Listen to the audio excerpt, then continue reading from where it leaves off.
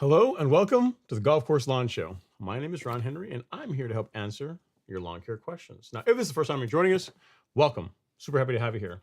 The way this works is really simple. On your screen somewhere, you'll see a chat box. And in that chat box, you enter your question, concern, comment of the day, and I work through them in the order they come in. Now, sometimes I have the answer, sometimes I do not. But either way, we have an awesome time talking about lawn care and sometimes life. Well, guys, spring is in full effect. It's wild. It's crazy. Lawns are greening up. It's a great time to be into lawn care because it's a time of the year when there's new growth and just exciting times. Tonight I got some pictures I'll share with you guys of primarily of like Bermuda and zoysia, and just showing the differences in greenup, and also just to show the big difference that scalping can make. So make sure you stay tuned to the show so you don't miss out on that. As always, you can watch the show on YouTube as our primary platform, but you can also see the show on Twitter and Facebook. And as always, we work through them in the order that they come in. If you feel like supporting the show directly, you also have the Cash App link right there, which you can donate to, and that will get you your name and lights. You'll become a show sponsor. And again, we appreciate all the love and support. All right, we got a lot of questions, so let's go ahead and jump into it. Let's get at it right away. All right, we got someone here.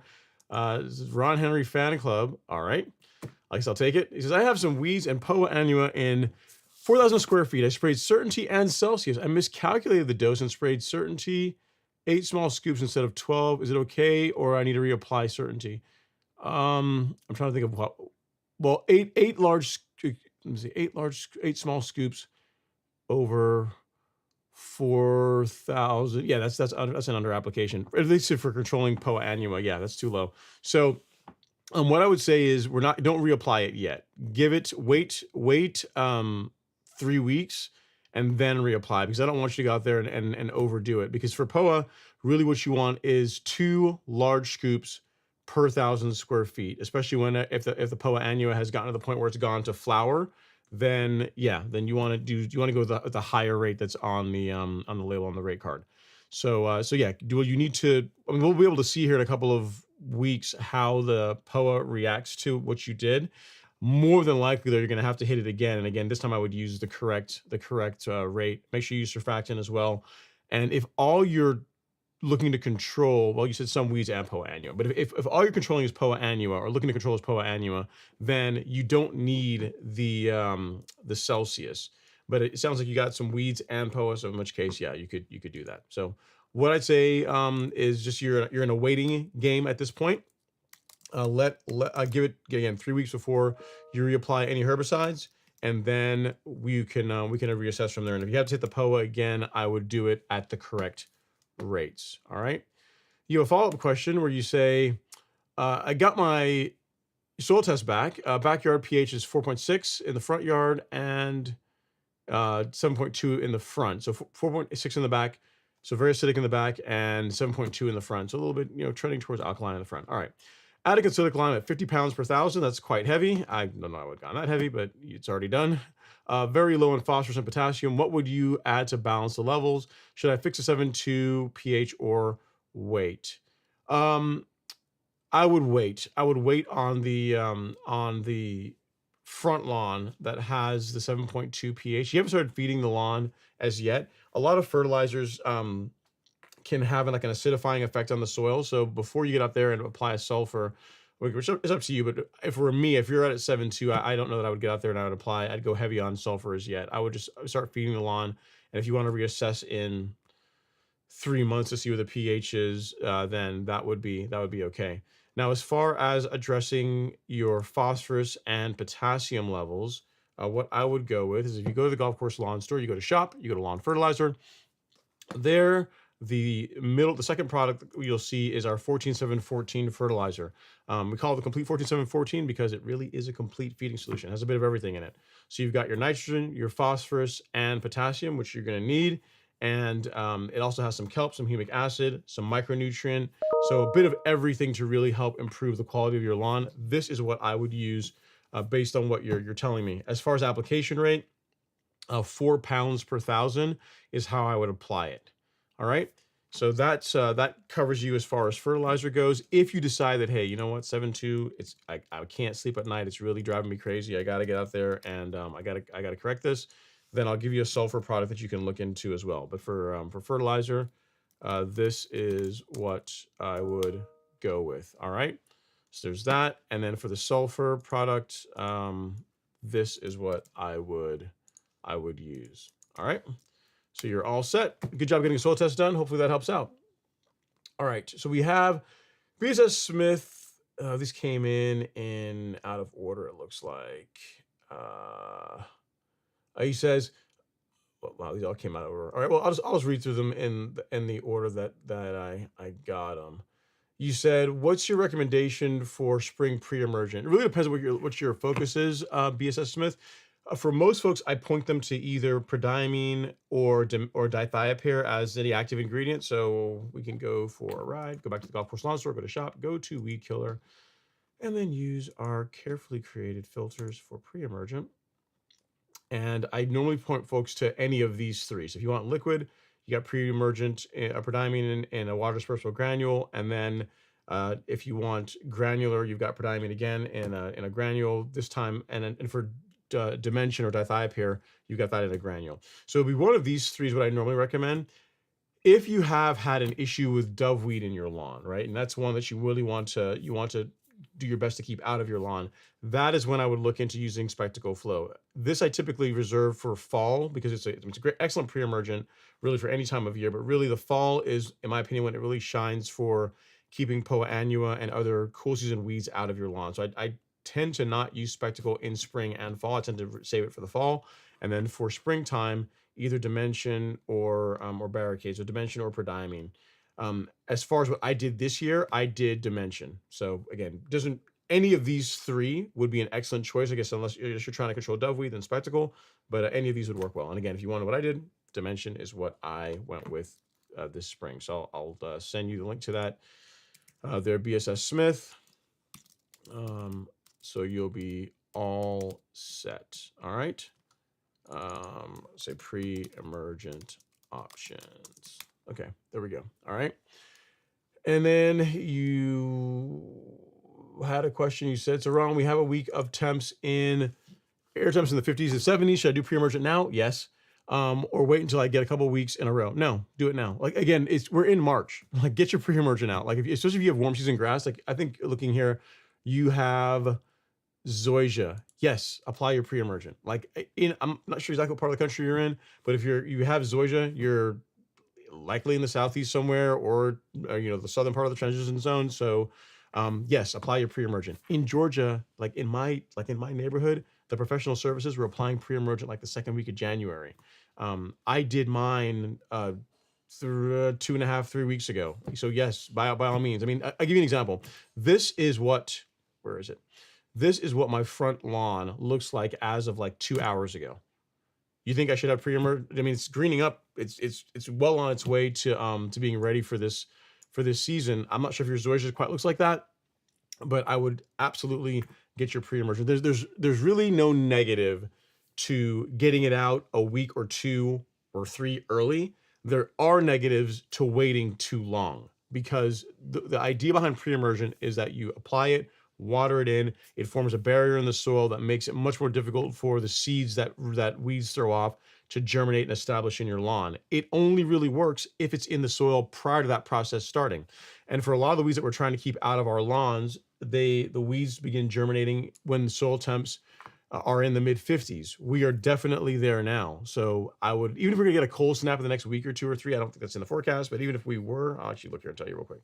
Even if we were gonna get a cold snap, no, yeah, we're not getting anything that's real. I mean, next Friday, there's going to be one day when the low is going to be in the mid 40s. So for the most part, I'm looking here, it's like 70s tomorrow. Today it was 82 degrees, 70s, 70s. It's yes. So get your pre-emergent out. Absolutely no reason to wait. I would absolutely get it done. And then what I sent you there in the chat, you can see the links for what I would go with for pre-emergent. All right. All right, we have David Bloomfield. He says, what's up, Ron? Hope you had a good week. I put down your 12024, and now I wait 2 weeks to put down the liquid carbon kit, right? You could do the carbon kit the beginning of March as well too, if you want to, David. You absolutely can do that. You can begin your spoon feeding now, starting with the carbon kit. You did the 12024, and then you could have done the carbon kit now, and then the middle of March, which is another week from now, you could have done it again. And then if you decide you just want to run the carbon kit throughout the season for your spoon feeding, that can work. Or if you want to switch to like our 22.3, that can also work. I like to use 901C earlier in the season, again, largely because again, you're talking about it's like less nitrogen. You're kind of, you're not trying to push a ton of growth in the lawn. And it's just in general, I prefer to ease into feeding the lawn versus throwing high amounts of nitrogen at it to start. It's just better for the turf grass. All right.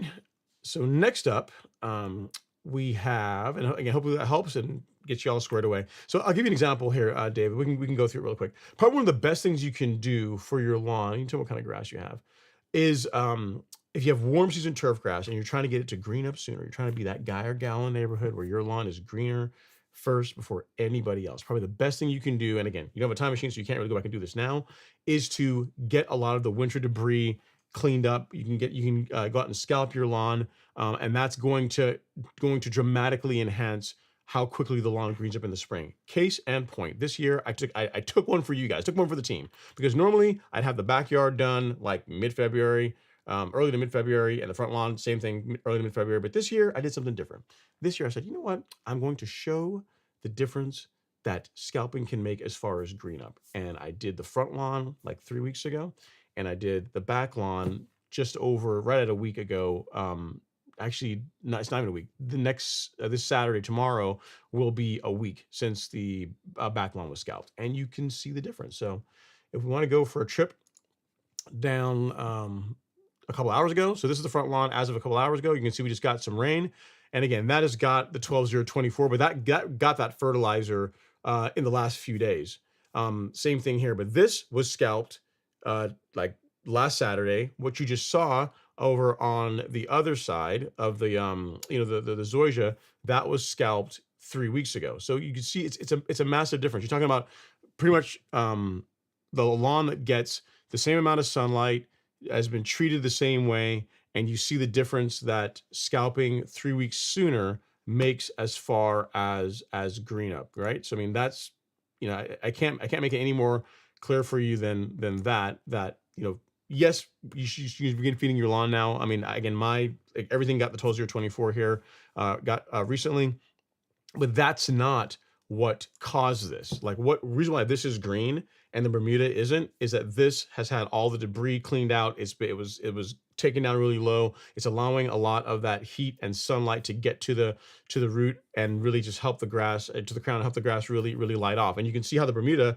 even only being 6 days since it was scalped, is really beginning to light off now as well too. You see lots of green coming in, which is great, but it is lagging behind the zoysia for no reason other than the zoysia's got a 3-week head start on it because it was scalped sooner. All right. But to answer your question, yes, you can do the 12-0-24 and you can do the carbon kit this weekend if you wanted to, and then just get on your 2-week interval for spoon feeding. All right. Hope that helps, sir. Okay. Next up, we have Jay Rose. He says, so you want enough space for edging, but seems that's not enough space to get a good grass growth between the head and concrete. Too far away, and my 180 pop-up spray heads maybe won't be as effective. Okay. Oh, so you're saying so the irrigation head is set too close to the concrete, and you're afraid of hitting it with the edger. I would move this. I would move the irrigation head. I would move it. So if this is okay, we'll use the iPad as an example. If this is the corner of my lawn, like say this is concrete all here, this is grass, I would have, like, to scale, I would have the irrigation head like right here, like about there, like 2-3 inches off of any kind of hardscapes. Like that's where I would have it. That gives you plenty of space to be able to edge. You're not going to damage it with any equipment. And like the little bit of area that's behind it is going to be just fine. You know what I mean? So it's still going to get enough water to where it works out okay. All right. Because I know, Jay, you're in a renovation process, and I know probably the last thing you want to hear is, dig up a lawn you probably already been digging on. But I would not have the irrigation head right up against the concrete. I would move it off a little bit so you have space to be able to do your edging work. All right. So hope that helps, sir. It's a good question. And again, if you need anything else, don't hesitate to reach out. Okay, next up is Devin. What's going on, man? Demir's in the live stream. He says, what's up, Ron? Looking forward to some good turf talk. Crazy weather. Been in the 60s and 70s for weeks, and now today a foot of snow. Back to the 60s tomorrow. Wow, that's wild. Again, he's in Colorado Springs, so it's unseasonably warm for him. Glad I put down some wetting agent yesterday. Very, very, very cool. So I guess you're gonna keep ping-ponging, right? So warm snow. That's it's fun times, man. Hopefully you guys just keep that there, though. We don't want any snow on our lawns here in Georgia anytime soon. We want to keep this warming trend going. All right. Okay. Next we have Jay. He says, lawn is crazy with trenching, irrigation, lateral line installs, and valves relocation. So I'll send more pics when I'm in a better place. Going to rain here in a bit over the next week, so we'll work late tonight. Yeah, no worries, Jay. While you're out there, since you got it all dug up anyway, I would move the irrigation heads a little bit, just assuming I'm understanding what you're saying properly, which I think I am, because really, irrigation heads should not be placed so close to like sidewalks or driveways that it interferes with your ability to run an edger. I mean, you're talking about a stick edger is, I don't know, a quarter of an inch wide, the blade, not even that really. So if it's right up there, I would just move it off just a touch, just a scotch, just a bit. I mean, it's all 10 or 20 apart anyway, so shouldn't be a problem.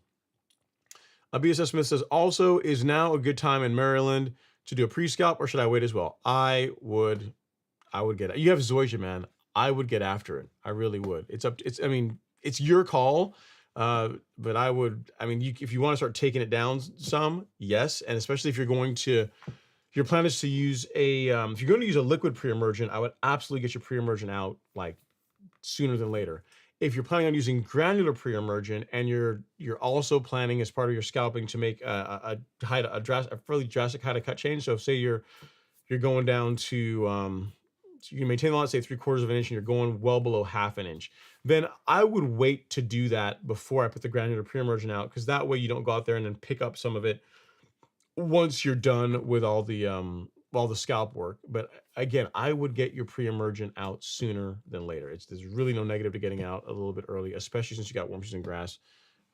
If it's starting to green up, if it looks anything, even if your lawn looks like how my Bermuda looks, right? So that's, forget the zoysia. If you go over to just how the Bermuda looks, if I can get over here, if I can make this go, yeah, get how Bermuda looks. It looks like that. Like I would still get your I would get your pre-emergent out. Like there's really no negative to getting it out a little bit early. All right, I would get it done. Okay. Next we have Jay Rose. He says, "Hey Ron, so I have RB 5000 and RB 1800 bodies, all PRS. Both will be against concrete in different spots. What best practices you see for head placement? Just talking near the concrete." Continued. I think I read your comments out of order. Long short of it is, I would not have it right up against the concrete. I would make sure there's enough space to where you can at least run an edger, a stick edger, between wherever the irrigation head is buried and your and the concrete. So yes, I would not have it like right up against it. I would make sure there's some space there. I would. All right, Jay. I mean, I wish I could show you a close-up. Actually, I might be able, maybe I can. Oh, can I? Maybe I can. Maybe I can, maybe not. You know what? Actually, I'll find, I know a picture that I do have that I can share here. Let me look for the next comment, and I will attempt to multitask. We'll see again how well this works. Actually, just bear with me, but I'm going to find a picture that illustrates this really nicely as far as how far away irrigation head from concrete. I think I've got a pretty cool picture that I took a few years ago that will show this. Just bear with me 1 second. I'm scrolling through all my thumbnails, and I'm pretty sure I'm going to find it. Where is it? It is, where you be? Ah, there it is. Great one. Nice. Found it. Okay. So, oh man, look when it was Bermuda. Beautiful. It was beautiful then. It's beautiful now too, but it's really pretty when it was Bermuda. Okay. So this picture was a thumbnail from many moons ago. It might resurface again this year. We'll see. But if you take a look at this, I see what I did. I downloaded all of them. That wasn't smart. I just want just this one. Just that guy. All right. Okay. But if you take a look at this J, there it is. If you look at the irrigation head, forget the thumbnail aside. If you just take a look at that, so you see how much space there is from the sidewalk and the driveway. So it's an irrigation head in the corner. You can see it's probably a good 3-4 inches from the sidewalk that's on the left, and then the driveway it's probably another 2 inches or so. So there's plenty of space for for you to do anything you need to do around that as far as edging or whatnot. So that is what I would aim for if you're out there doing a new irrigation installation. All right. So hope that helps. I can explain it, but pictures speak, say 1,000 words, right? Isn't that what they say? Okay. Next up, let's see who we have here.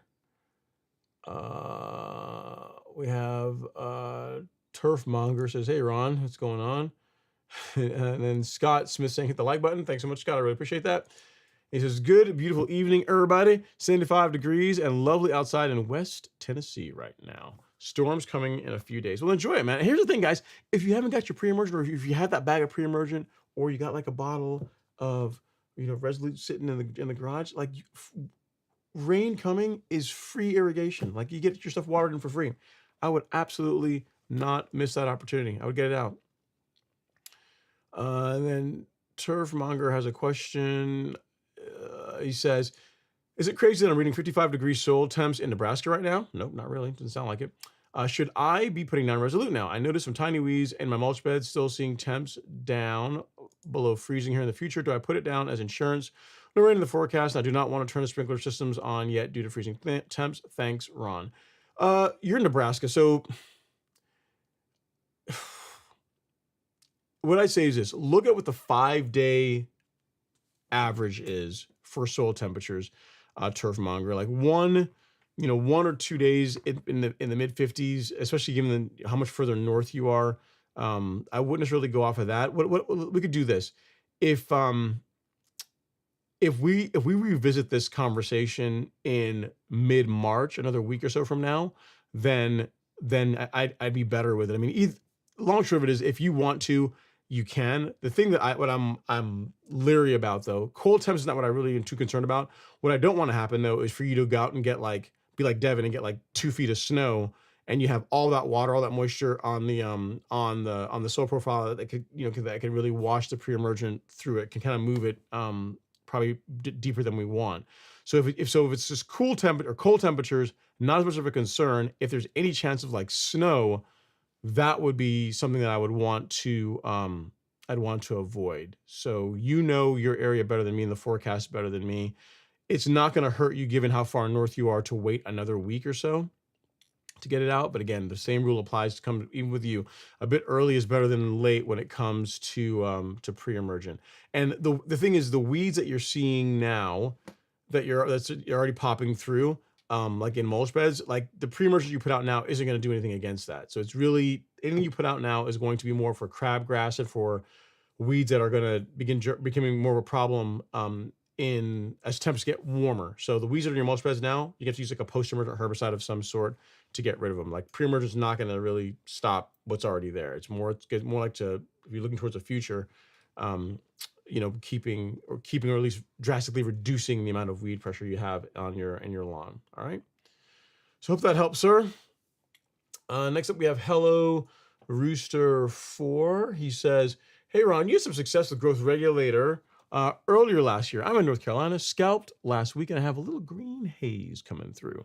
When do you recommend hitting it with some Anew and Primo? Yeah, so it's funny. This last year I started earlier in the season and had really good results with it. I want to say I started playing with it.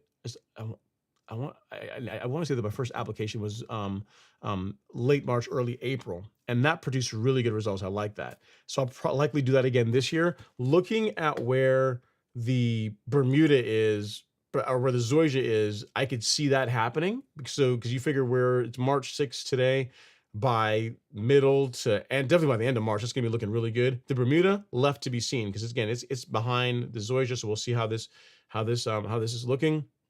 But really, once it's I'm out there and I'm regularly mowing it, I'm fine with introducing growth regulator. And yeah, you are right. I had really good results last year with bringing in the Primo and Anew a bit earlier in the season versus the late April, early May that I typically do. So I'll run that back again this year and see how it does. I was really happy with the results. All right, Jason Harrison is up. He says, happy Friday. Plenty of green haze beginning to show. Just about to go, time to go, right? Full time. Nice. Cheers. I appreciate that, Jason. Yeah, man, the green fuzz is coming in. Really, really, I would agree with you on that. Zoysia's looking really, really solid. Bermuda, now that it got scalped and cleaned up 6 days ago, it's like, hey, put me in, coach. I'm ready. And it's coming through really nice. So it's going to be a good season. As long as this warm weather holds out, which, looking at the forecast here in Georgia, looks like we're going to be okay. There's nothing, and looking at the forecast, there's so much rain coming over the next week or so. So it would be really good. If you don't have your pre-emergent yet, get some ordered. There'll be a break in the rain at some point between now and Thursday, which is supposed to rain the entire time, to get your pre-emergent out. So I would take advantage of that. Next up, we have Macaniac. He says, man, we're about to get some heavy rain in North Texas. Would it be a bad idea to throw down some 1010 or 2100 before it starts to drop? The 1010, if your soil test results show that you need some phosphorus, then yeah, I mean, that wouldn't be a bad way to go. It's a lower analysis, which I like that. And the 2100, I mean, it could not be an ammonium sulfate, but that analysis normally is associated with or most commonly associated with ammonium sulfate, unless your soil test results show that your pH is higher, like your soil's more alkaline. I would lean towards the 10% nitrogen product versus the 21%. That is what I would do. All right. He says grass is starting to come out of dormancy. Yeah, it's about that time for this time of year. It should be starting to green up nicely, especially if you cleaned it up. If you did some scalp work, it should be greening up nicely. I mean, I showed the picture of zoysia. Like, really, this got some fertilizer in the last week, but really what you're seeing, that green is from being scalped 3 weeks ago. You know what I mean? And compared to the Bermuda, it's way ahead of the curve. So Bermuda zoysia just needs a little bit of help. So, you want to get it started a little bit sooner, and it's responding quite nicely. All right. So next up we have Scott Smith. He says, I'm out working in the garden beds, getting all those ready while I'm waiting for my Bermuda lawn to wake up. It'll wake up soon, man. Fair or not, it's gonna be a thing. It's gonna be a thing. Looks like Jay sent us a picture of his irrigation reno. What am I looking at here, Jay? Is it one picture or multiple pictures? I think it's only one picture. Let me see if this will fit, because it's so big it didn't fit in my email software. So we will, where did I save this? Where did I save this? It's the wrong spot. I did not want to save it there. Okay, so we were going to save it here. Okay, so it looks like,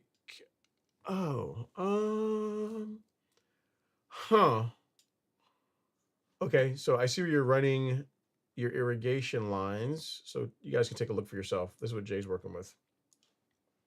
Tell you what, man, this is gonna be a pampered lawn, Jay. I keep saying that, but it really is true. So that's where your irrigation lines are, and I guess the lines there that are coming off of it are gonna be feeding the heads.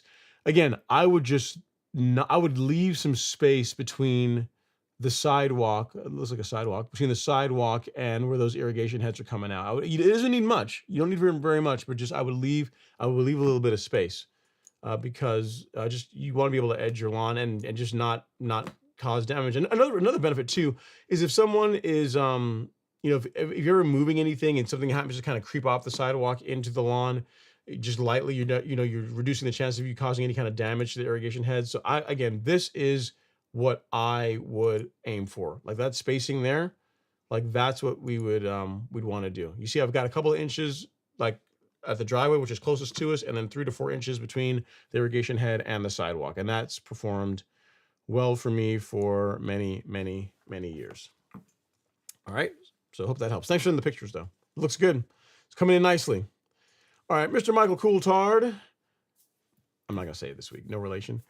Is up. He says, happy Friday, late the 12/0/24 in carbonized PNG. Started to notice grass is starting to green up. I like it. Well, you're feeding it the good stuff and temperatures are cooperating. So I'm not surprised that you're getting a nice color response, Michael. Good stuff. Way to go.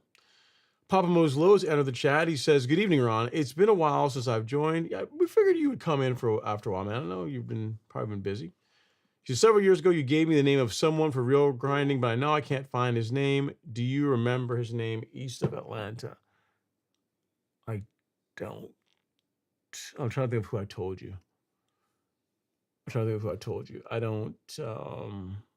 I'm not sure whose name I would have given you. I know that I've recommended like Jerry Pate to folks before that have toros. I'm trying to think of who else I would have recommended Papa Moslow.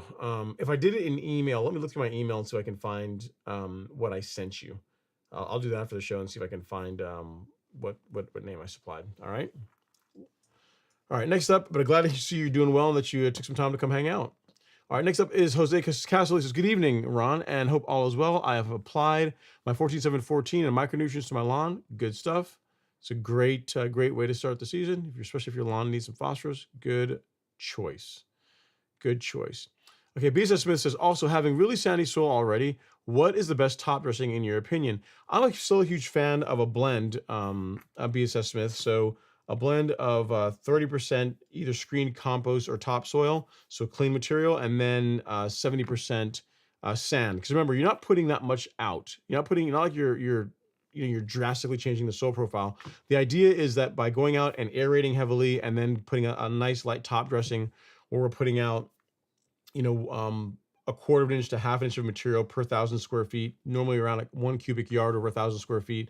That's going to do a lot for helping improve drainage, and you're also going to be introducing some good organic material. So even with you having sandy soil, I still like a blend, especially if your goal is to level the lawn. If your goal is just to, hey, I want to get more organic material in, you can top dress with something like carbonized PN if you wanted to, right? But if the goal is to level it, make it kind of even it out, you do want some sand because that helps add structure. If you have like dips and uneven areas, the sand will help fill those in and will, for the most part, stay in place. Whereas topsoil or compost, not so much. You know what I mean? So again, a 70-30 blend, if you can find it, is what I would go for your top dressing mix. All right. So hopefully that helps. It's a great question.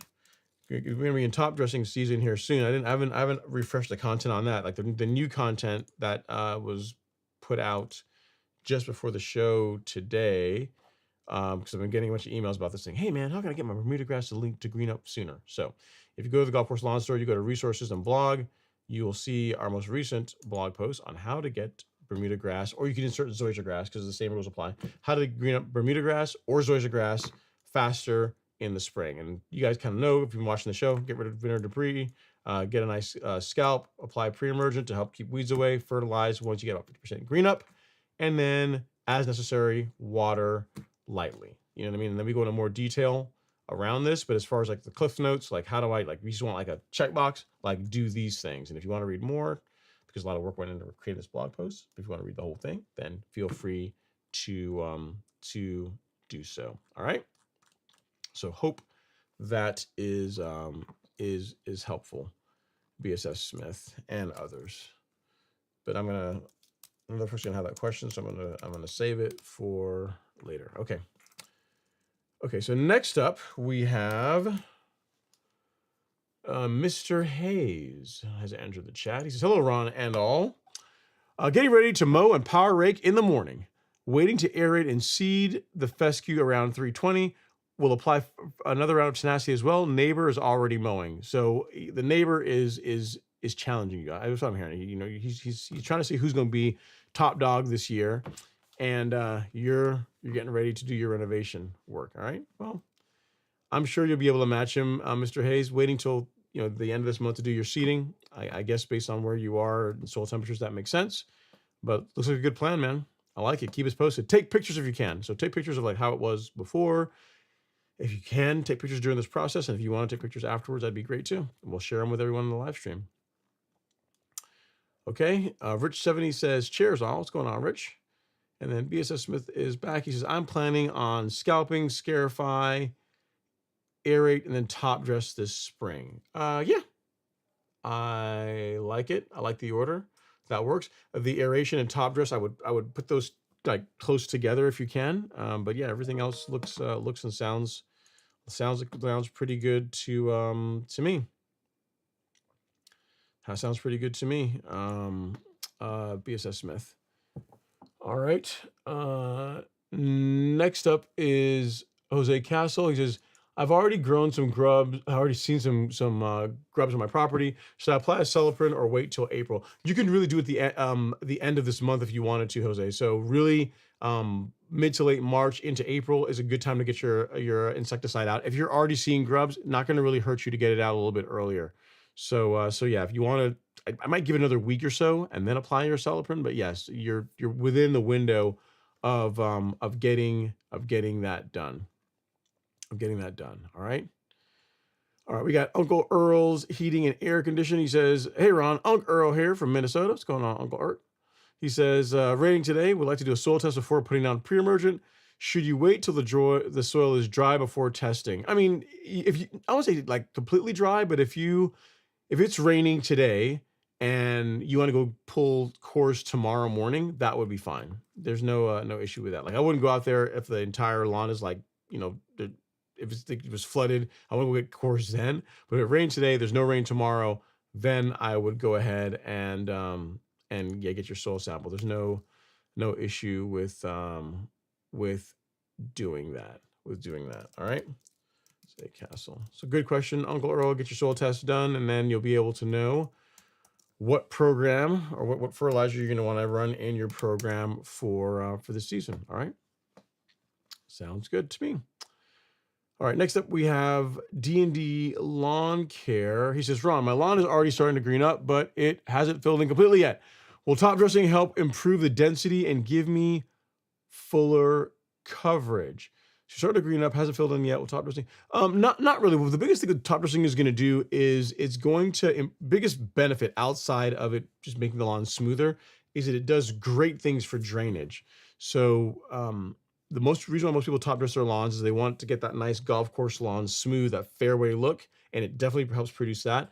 But it also helps improve the drainage of the lawn. So if you have issues with water taking a while to infiltrate the soil profile, if you go out and you heavily aerate and then top dress with a blend of sand and compost, that's going to really help pull water away from the surface. That's one of the biggest benefits.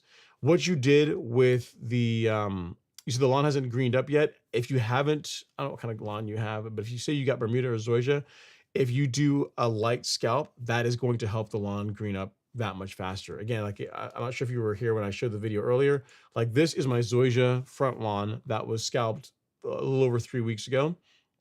And if you compare this through scalp 3 weeks ago to what was scalped 6 days ago, you see the difference in green up. So, lawns that get the same treatment, same love, same inputs, same sunlight.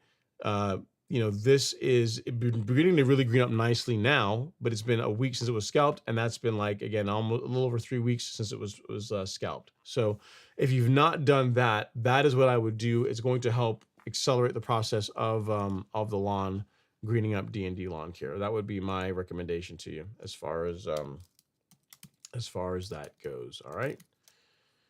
That's what I would say. Top dressing in itself, I mean, because think about it, the time of year when it makes sense to go out and top dress your lawn really would be, again, assuming you're in the Southeast, would be like April timeframe, right? And by then the lawn is going to be largely greened up. So, I would, if you want to accelerate that process, I would do some cleanup work. You don't have to get too aggressive. Like I always tell folks, when it comes to scalping, you don't have to go right down to the dirt. Some people like to do that. If you want to, I mean, it's kind of hard on equipment, but if you want to do that, fine. Really, whatever height of cut you want to maintain the lawn at, if you go a quarter of an inch below that, that's going to produce a pretty good result. So if you're maintaining your lawn at, say, 3/4 of an inch, that's your goal, then I would take it down to 1/2 an inch. That would be that's gonna help produce results like this without creating a ton of debris, a lot of wear and tear, a lot of headache. You know what I mean? So that would be my recommendation for you. Cedric says, good evening, Ron. How does your Bermuda look? It looks pretty good. Starting to green up. I mean, it got scalped last weekend, so it's now starting to come in. It won't take it long to green up, but it's behind the zoysia because I waited. I really wanted to space it out so you guys can see, hey, 3 weeks earlier scalping. Now it just got scalped, and you can see the difference between the two. So it's coming in. It's just taking its sweet time because it's only now just got recently cleaned up. All right, BSS says, no, I'm in Maryland, so colder than you, lucky ducks in Georgia. Well, then you can wait a little bit longer, but still, earlier is a bit better when it comes to pre-emergent, especially if you don't have any reason to believe you're going to get snow in the forecast, BSS. All right. Richard Taylor's up next. Is I'm in southern middle Tennessee. My Bermuda is starting to green up. This is not normal here, usually mid-April. Do I need to do anything different that I would normally do in April? I mean, if you've not done your pre-emergent, I would do that. I would absolutely get that done. If you want to begin feeding the lawn, I have. You can start doing that. I don't know when you normally fertilize your lawn, Richard, but here's what I'll share with you. This is the program that I follow, and tons of folks all over this country follow, and they get really good results with. So if you go to the Golf Course Lawn Store, go to resources, go to lawn care schedule, and then pick 5, which is the monthly application schedule. You said you're in Tennessee.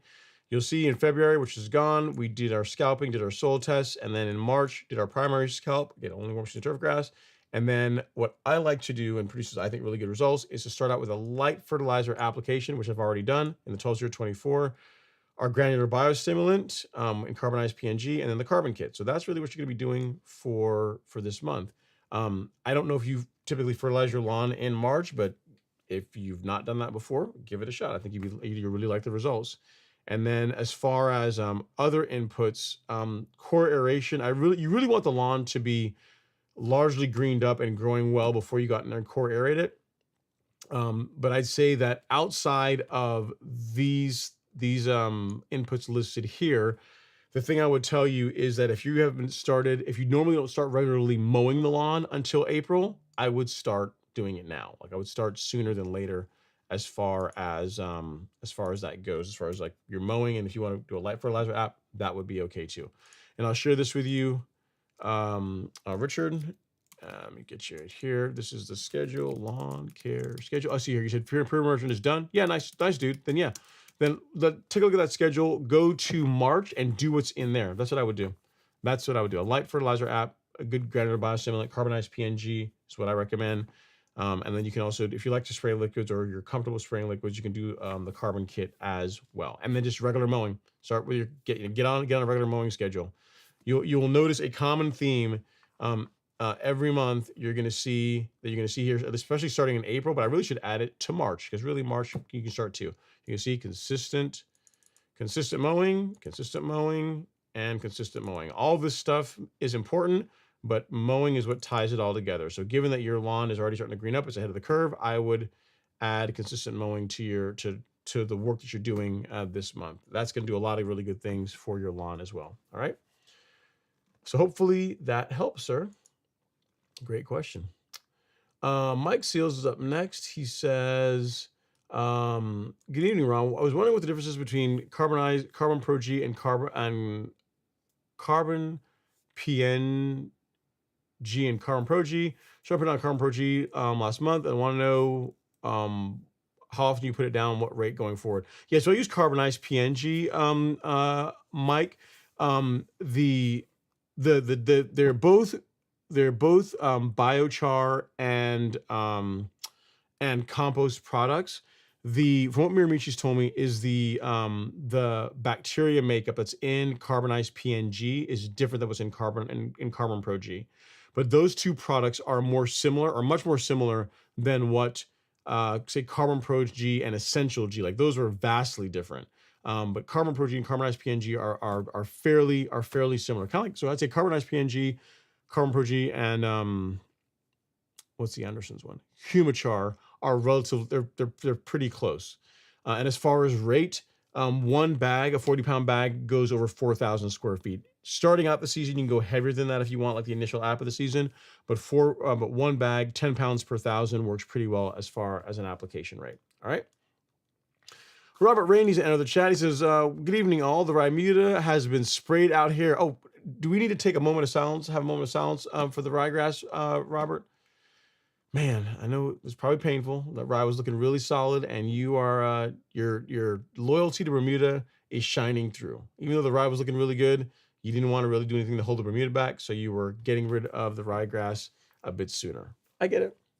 No, it probably hurt a little bit, but it was the right decision. It was a good thing for your Bermuda lawn to do its absolute best. So send us pictures. I guess probably not anything to see yet, but I guess maybe for next week, send us pictures of the lawn. We can see how it's transitioning with the ryegrass going away and the Bermuda coming in. It'd be kind of cool to check that out. All right, David Bloom says, Zoysia and I scalped 3 weeks ago when you did. Nice. Very, very cool.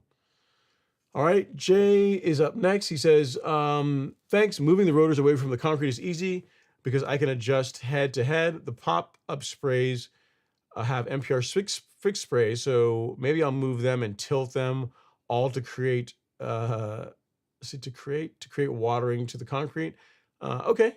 Yeah. I would make sure you have enough space to be able to edge without the stick edger running into the irrigation heads. I mean, you're not really giving up a whole lot by moving it just a couple of inches off the concrete. Is going to be just fine. It's still going to get plenty of water. But then just as far as just having the lawn being easier to live with and have that manicured look, you're going to want to be able to use a stick edger. And if you've got irrigation heads there, you probably don't want to do that. You don't take the chance of damaging them. So I would, while it's all apart now, it would be good to leave enough space there for that to work. All right. BSS Smith says my grass is still deep in the depths of dormancy. Yeah, don't you fear not. It's gonna pop out pretty soon. It's gonna pop out pretty soon. BSS Smith, don't you worry. It's gonna come out pretty soon here. All right, Jay Rose is up next. Says I mainly want to have it away enough so the grass can be healthy behind the head near the concrete. Too close and after edging, it just looks weak, dead. Hope this makes sense. Thank you. Yes, it does make sense. But again, if you look at exhibit Ron's front lawn, like the grass that's behind the irrigation head and to the right of it looks just fine. It's not like, scraggly or bad looking. It looks good. It looks just as good as the rest of the lawn. So I get what you're saying, but I think you're overthinking this one. I think this one is going to be just fine if you do spacing like that. Like that spacing right there is just fine. I mean, most irrigation heads, not all of them, maybe you got some that don't. Most irrigation heads, they tend to leak a little bit of water, kind of seep out of the head, even though it's running. So that area is going to still get plenty of water. It's going to be just fine. So you don't have to be right up against the concrete for it, for the grass there to do well. I would give it a little bit of space. I would.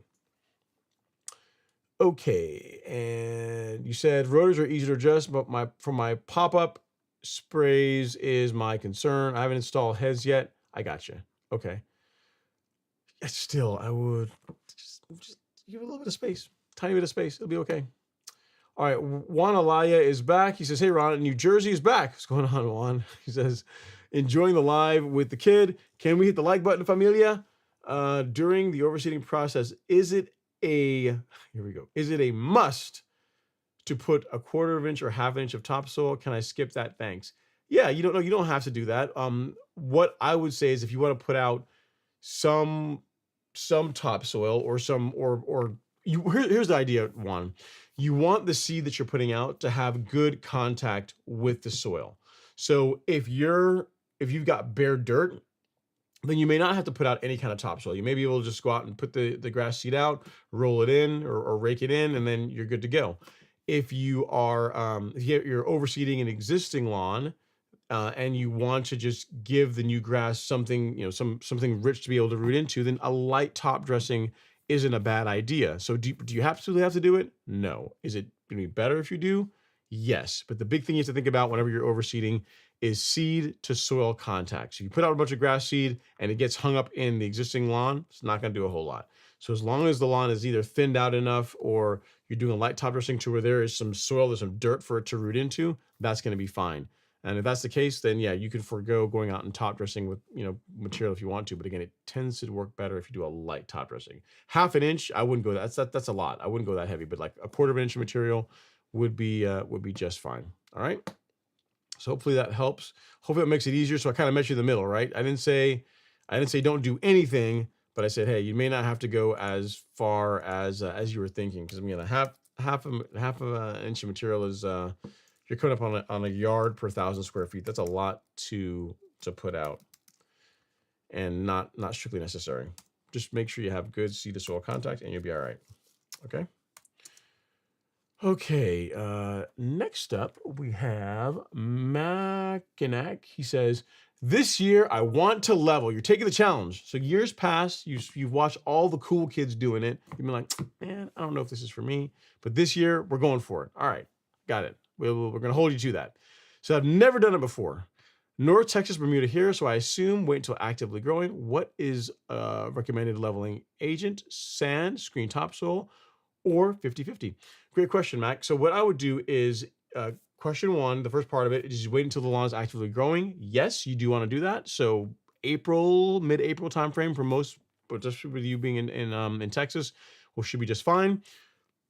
And then as far as the process, we fast forward to mid-April. I would aerate as part of doing this. So do a nice heavy aeration as part of your leveling process, and then using a blend of sand and compost or sand and screen topsoil. I like 70-30, mainly because having 70% of the material you're using to do the leveling work be sand means you're gonna get a better result as far as any leveling work, like smoothing out any uneven parts of the lawn, but you're still adding some organic material, right? You're still adding that compost to really help feed the soil and just help improve turf grass quality. So 50-50, if that's all you can get, that's fine too. But again, I like a 70-30. So whatever you can easily get your hands on, I would. So if I had to rank them in order, for me, 70-30 is best. Next up would be 50-50. And then if all you can get is just sand, just masonry sand or river sand, then that would be my last option. And then if you're going just 100% sand, what I would make sure I do is after you top dress, I would like heavily do an application of some kind of a granular biostimulant, something like carbonized PNG. I would do that heavily before I put out just 100% sand on top of that. Okay. But yeah, it's really not that difficult. As far as the amount of material you're going to want to go with, 1 cubic yard or so per 1,000 square feet. That's going to spread to about somewhere between 1/4 of an inch and 1/2 an inch of material, depending on how uneven your lawn is. That's going to be a good amount of material for your lawn. It's going to produce a good result if you do that. I would not go too heavy. Again, 1/4 of an inch to 1/2 an inch is really all you need for great results. And again, wait till April, late April, early May to do it, and you'll be just fine. All right. Sounds like, and the cool thing too about this, you didn't ask this, but by doing it earlier in the season, by starting earlier in the season, you still have time to do it again if you want to. So you go out and you do your first top dress fairly light, and you say, you know what, this area could use a little bit more sand. It could be just a little bit better. You still got time. Really, within 6 weeks after that initial one, the lawn should be largely have grown through it and recovered, and then you can do it again. So you can typically get at least 2, in most cases 3 top dressings in a season if you want to. And the way that normally works is you will do one that tends to be like encompassing the entire property, and then you can do spot top dressing here and there throughout the rest of the growing season, and you should get the lawn looking really nice by the time August rolls around. Okay. So hope that helps. All right. Next up, we got PB Mahaffey. He says, hey, Ron, thanks for all the great content and help. You are very, very welcome. Thank you for watching. It really means a lot.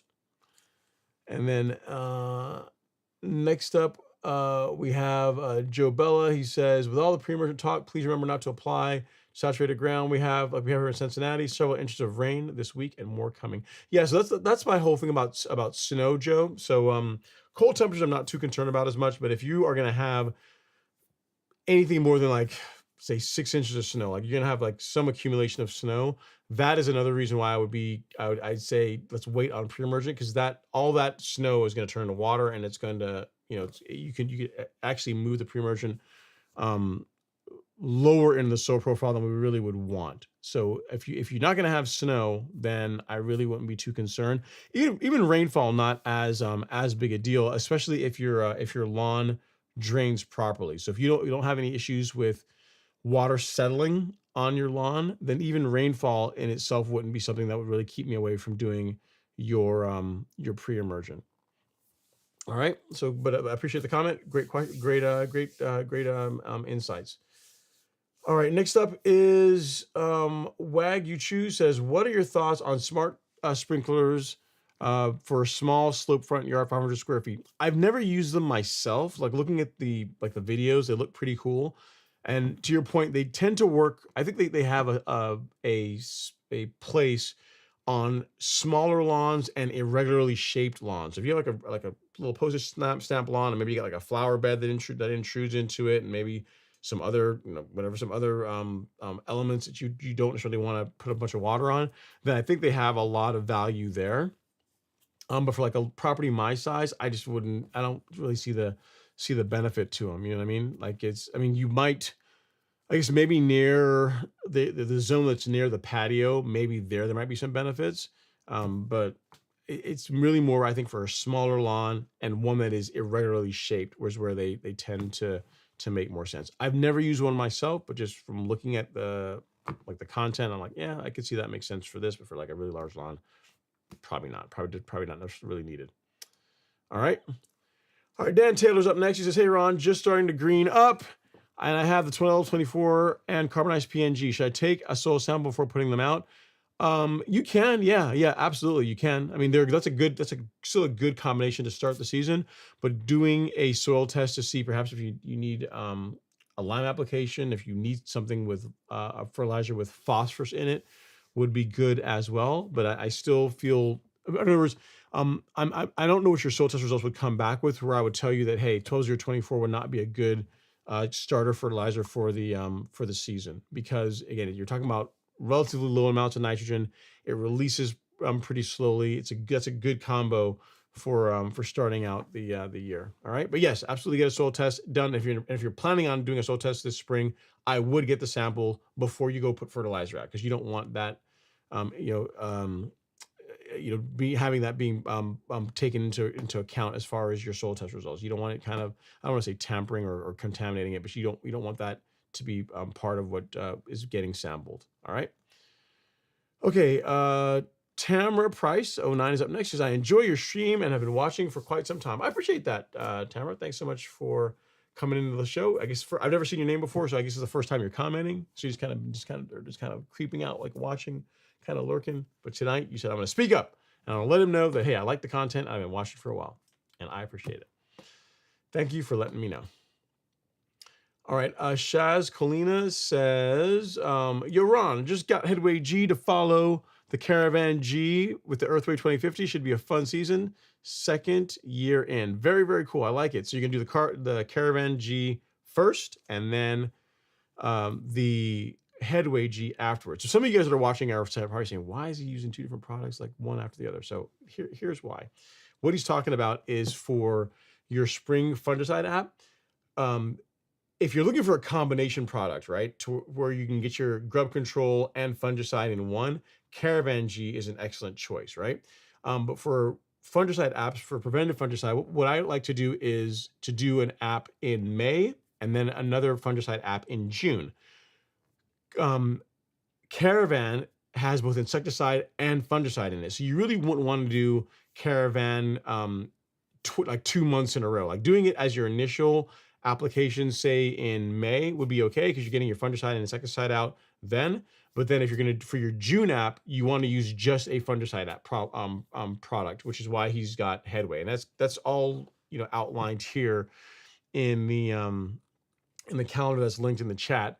So you'll see that it says for the first spring / summer fungicide application, Headway G or Pillar SC, which is what I'm doing, or you could do Caravan G instead of Headway G and Acelepryn. So if you're not doing your insecticide and fungicide like a la carte, you're not separating them, you want to use a combination product, you could use Caravan.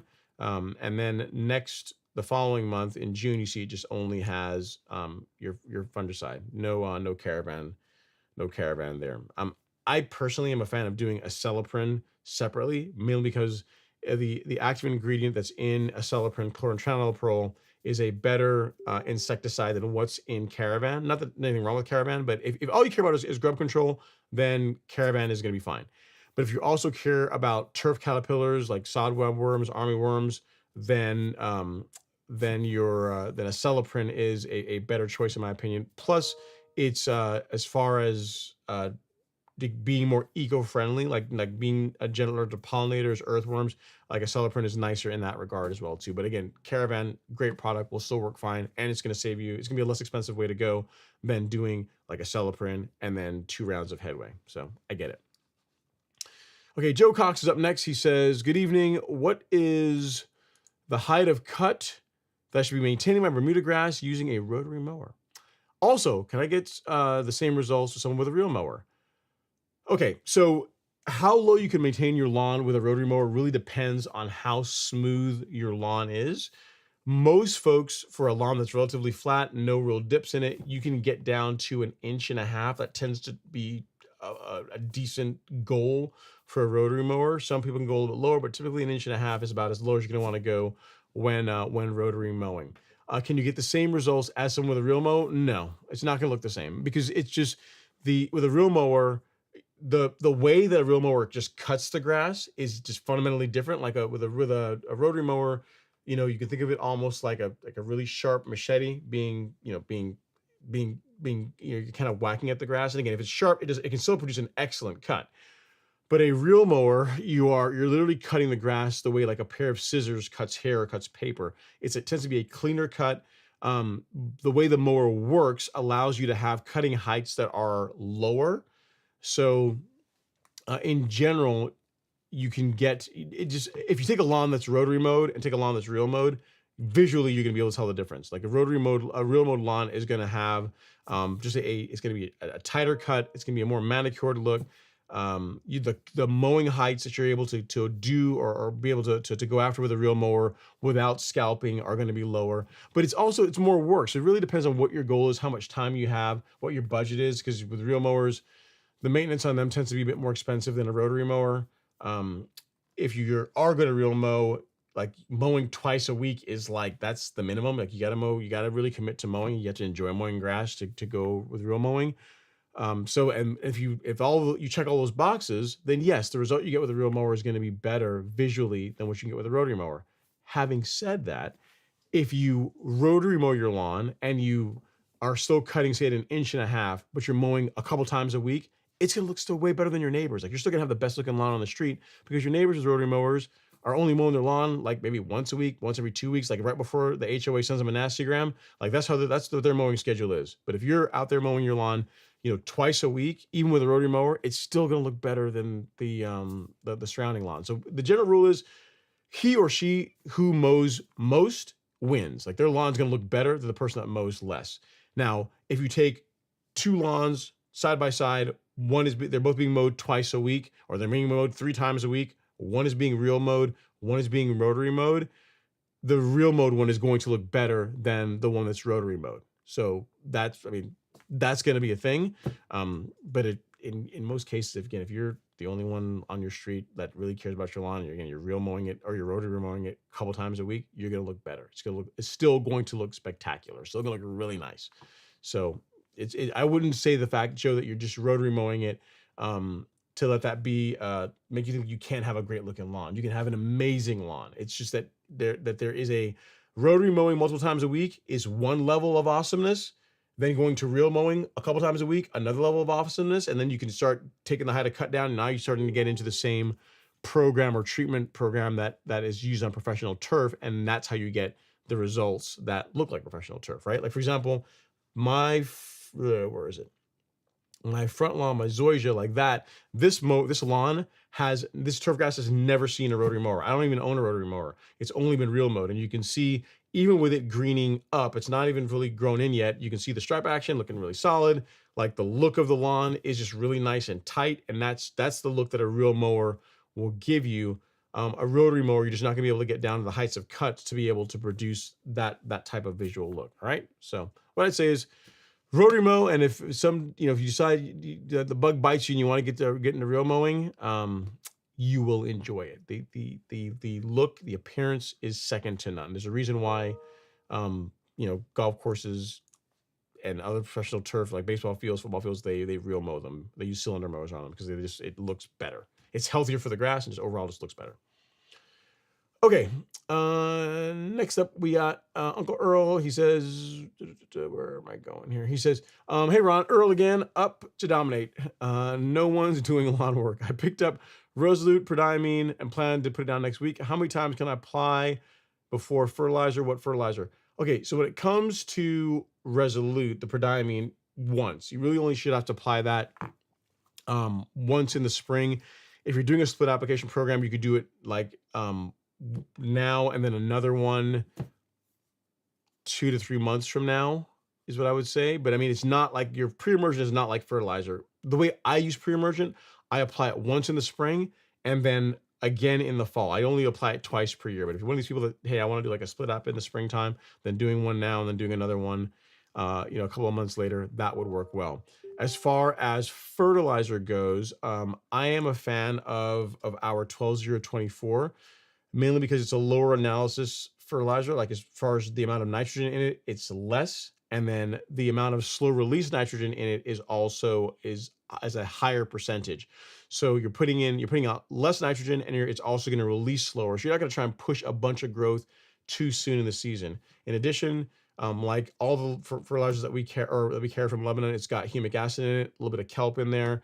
This also has some micronutrient, a little bit of iron as well. So as far as a great solution to just begin starting the season out, this is what I'm a huge fan of. Like I use this fertilizer at the beginning of the year, at the beginning of the season, and at the end of the season. So if you want to know like Ron Henry's like fertilization program, like for granular fertilizer anyway, to start the year, I start with a 12024. To end the year, I use 12024, and in between, 1608 humic max. This is what I go with. So this is like the bookends, beginning and end, and in between, 1608 is what I run. And then along with that, that's from a granular standpoint, and along with that, my liquid fertilizer and growth regulator as well. All right. So that is how I do it. Uncle Earl, if you're interested in taking a look, I'll put a link here in the chat to our fertilizers. All right, right there. Okay, next up is Viet Boy 007. Okay. He says, hey, Ron, thank you for all your content. As a new homeowner, I was able to turn my mediocre lawn into golf course lawn following your advice. Removed a large island last year. I can send pictures later. Cool, man. Yeah, send them in whenever you get a chance. If not this week, I can get them on the show for next week. But yeah, definitely send the pictures. Can show the folks how your lawn is looking. And I love to hear that, man. I love to hear people that, that in a lot of cases, what I often hear is that, hey, I didn't think I could take care of my lawn myself. I would have to hire a service. But you kind of broke it down to where it was easier to follow. And it's really not that hard, man. I mean, pre-emergent spring and fall, get a soil test done so you know what fertilizer you should be applying, and then mow your grass regularly. I mean, just that's the biggest thing. You do all these things, and just regular mowing will do a lot for having a really, really good lawn, So glad to hear the content's useful. We've been putting a ton of work here into our blog and knowledge base. So, we try to put out a piece of content on the blog every week, but also don't sleep on the knowledge base, man. We got like guides that are extensive guides for different types of grass. Like we've got one for, how to another one on plant growth regulator, but how to care for St. Augustine lawn, how to do zoysia grass, how to do Kentucky bluegrass, how to do tall fescue, how to do perennial ryegrass. So, we've got like complete guides for each grass type that you can read through and get a lot of guidance, like talks about the grass, why people like it, what the benefits are, what the pros and cons are, where you should try and grow it, where you should try to not grow it, diseases that it's often can be subject to. So, and then products that we recommend that will work well on it, a little program for each one of the grass types. So even under the resources, I know a lot of you guys look at the blog, but again, even under the knowledge base, there's a lot of work that goes into these guides that folks can follow and get a lot of good guidance out of. So, so hope that helps. Viet, awesome job. Glad to hear the lawn is doing well. And if you ever want to send pictures in, feel free to do that, and we'll show everyone the fruits of all your hard work. All right. Okay. Next up, we have Turf Greenery. He says, 2 questions, not one, but 2. Looking to purchase my first real mower. Any suggestions that are budget friendly? Define budget friendly. So if I say real mowers fall into 2, well, really 3 classes. You have the push reel mowers, which you can get those for under $200 to $300, like under $300. I don't know what they cost now, but they're still relatively inexpensive. So say less than $300, you can pick up a quality push reel mower. So that's like thing 1. Next level, the next tier is like the $3,000 range and under. That's where you get into like your McLean's, your True Cuts, your Revolution 26s, like in the 20s, like the ones that Real Rollers makes. Who else? I think Rolex makes a mower that's around that price range. Swordman, I guess, I'm not sure if they're still around, but they make mowers in that price range. So you get into that tier. And of the mowers that I have direct experience with, really big fan of the Revolution. Great mower, cuts really well, checks a lot of the boxes. Next above that, next tier, S tier, I guess the new thing now, S tier for turf grass cutting is going to be your greens mower, right? That's where you're getting into anything made by John Deere and anything made by the great folks at Toro, right? So anything red or green, I guess some of the other mowers are red or green too, but I mean, any greens mower like your Rolla, your John Deere's or your Toro Greens Masters are going to be yet another tier. And those pre-owned, depending on which one you want to get, like say you want to get like a 1026, like I had someone that reached out to me here recently that got a 1026 and it was a 2022 model, I think it was, with like 400 or 500 hours, not a ton of hours on it, but maybe it was 300, maybe 300 hours, and it was like $6,000, right? So you're talking more money with those mowers, but then again, you're talking about a piece of equipment, and really the way I explained that probably wasn't the best, because you're spending $300 for a brand new push reel mower. You're spending around $3,000 range for a brand new like Revolution or mowers that are in that class, right? A brand new greens mower is like 15 grand. You're talking about 5 figures. So you're talking about big money, right? To buy one of those mowers. So getting one pre-owned, which is really no reason to not do that, because they're, again, a pre-owned greens mower with, call it less than 500 hours, still just really breaking in on a residential lawn, you're never going to really wear it out. And that is going to be, as far as the absolute best cut quality, the best cutting mower that I have is my Greensmaster 1600. Like, it's by far, I mean, it's number one. The Outlet cuts really well. It stripes amazing.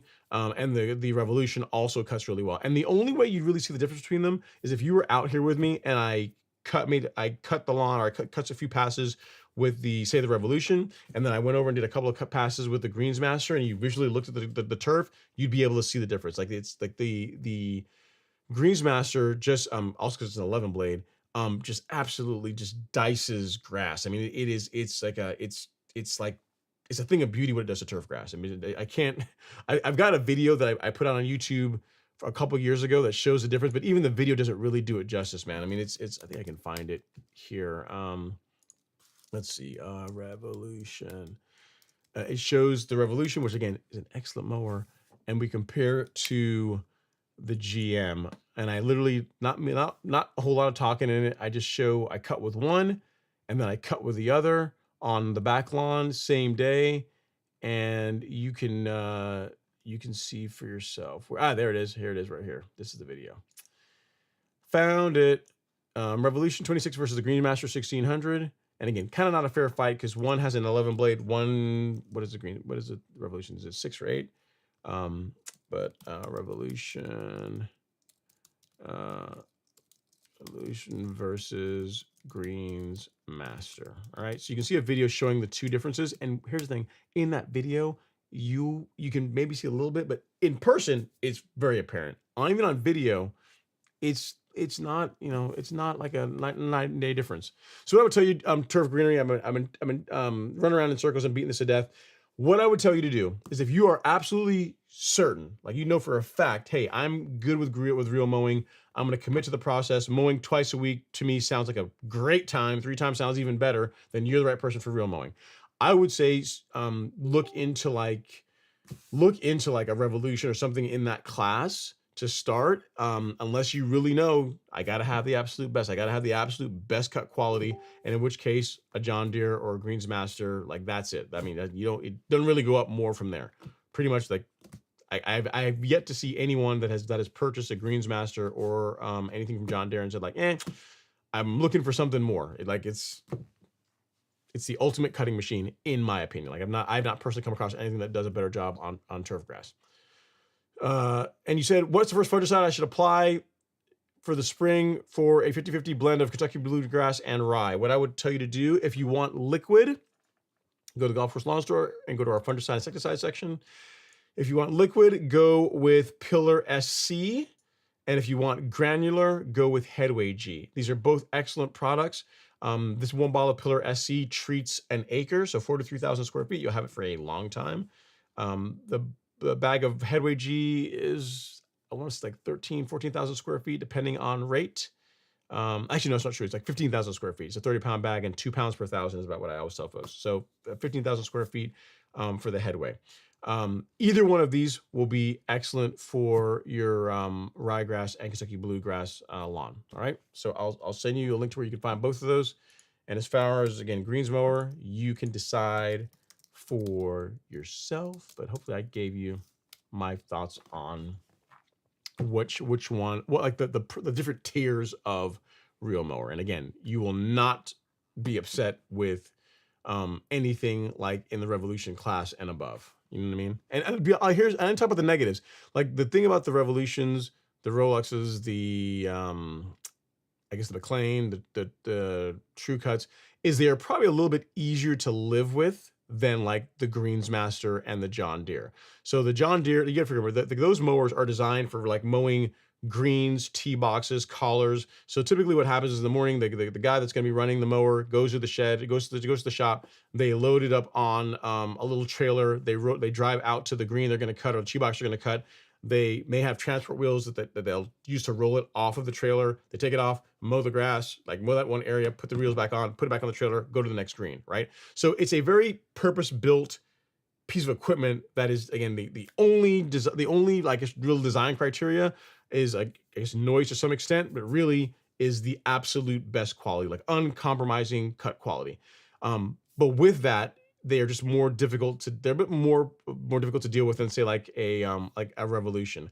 Parts are more expensive because even though you can get one for, you know, 3, 4, 5 grand pre-owned, you're still buying like a mower that when it was brand new was like 15 grand. So kind of like you go buy like a used Porsche.